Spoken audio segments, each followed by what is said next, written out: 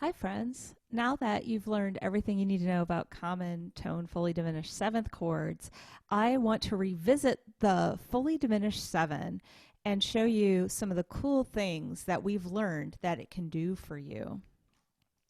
So let's take a look at this slideshow. It's yet another slideshow brought to you by yours truly, titled 5 Things the Fully Diminished 7 Can Do for You. It is a wonder of a chord. First of all, it's entirely symmetrical. That's cool. It's all minor thirds all the time. Also cool. And, as I like to say, it often signifies imminent danger.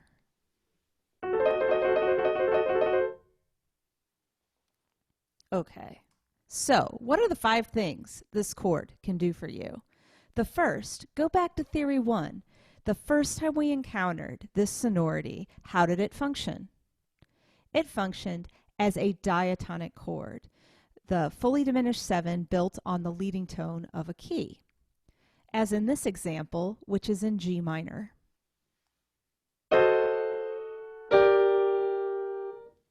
What's the second way we learned about this chord?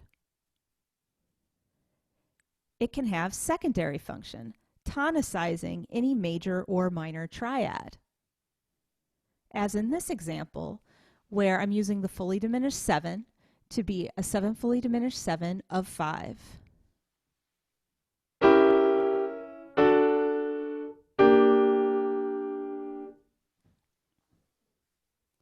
So what's the third thing this sonority can do for you? It can help us to modulate. Can be a means of modulation through the process of enharmonic reinterpretation.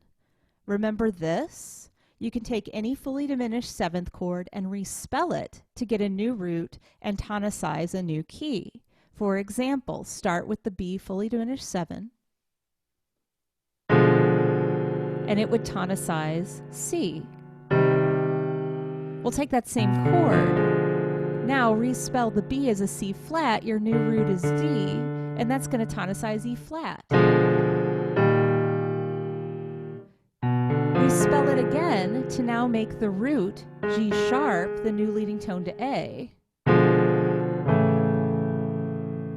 Then respell it again to now make the new root an E sharp, which can tonicize F sharp. So cool. So those are 3 things it can do, but we have a 4th thing, the flatting process. That's the one where you can take any member of the fully diminished 7th, lower it, and that lowered note then becomes the root of a new dominant that can help us to modulate to a different key.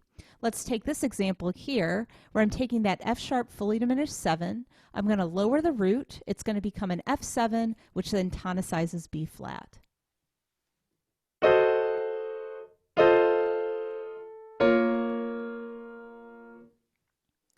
And then last, but not least, we've got the common tone, fully diminished 7th, your newest friend.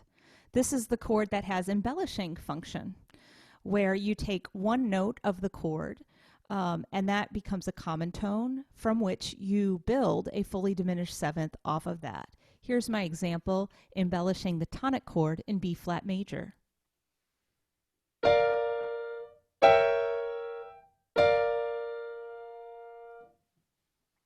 So to recap, the 5 things the fully diminished 7th can do for you.